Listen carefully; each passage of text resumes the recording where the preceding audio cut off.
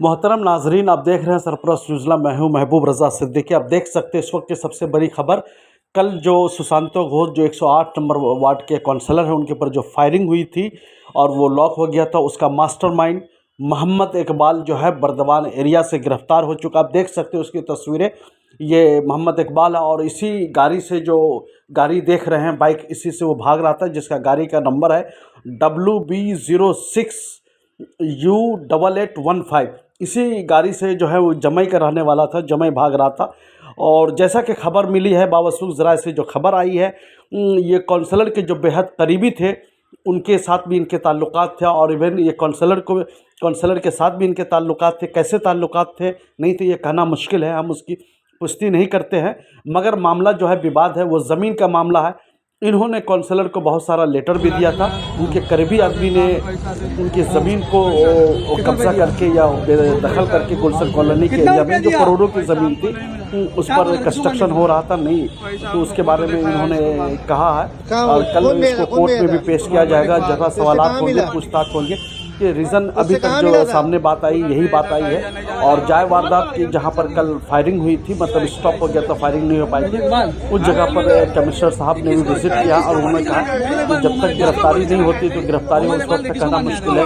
इसके पीछे की वजूहत क्या है, रीज़न क्या है, मगर ये कहीं ना कहीं इलीगल कंस्ट्रक्शन और ज़मीन पर नाजायज़ कब्ज़ा का भी बहुत बड़ा मामला है। और ये इंसान जो है मोहम्मद इकबाल, इसके 3 नाम थे। अफरोज़ खान के नाम से भी मशहूर थे, गुलजार अफरोज़ भी था, गुलजार नाम था, मतलब तीनों नामों से ये जाने जाते थे। तो इस तरीक़ा से समझ रहे हैं, मगर इकबाल इनको बोला गया था और मगर ओरिजिनल नाम जैसा कि बताया जा रहा है अफरोज़ खान है। और यहाँ पर बहुत अच्छी तरीक़े से समझ रहे हैं। सरप्राइज ने सबसे पहले आपके सामने में खबर पहुँचाई है कि सुशांतो घोष का जो सुपारी किलर का मास्टरमाइंड था वो गिरफ्तार हो चुका है। और ये देख सकते कल की फुटेज है और ये सारी चीज़ें आपके सामने में हमने बयान किया। और ARS की टीम जो है, लाल बाज़ार की टीम जो है, कड़ी नज़र कल से ही रखी हुई थी। जैसे कि इकबाल का इन्होंने नाम बताया तो जाहिर सी बात है ये 108 नंबर वार्ड का रहने वाला था। तो पूरा छानबीन करके सब तरीक़ा से ARS लाल बाज़ार की कोलकाता पुलिस की टीम लग करके जो है इसको गिरफ़्तार कर लिया गया।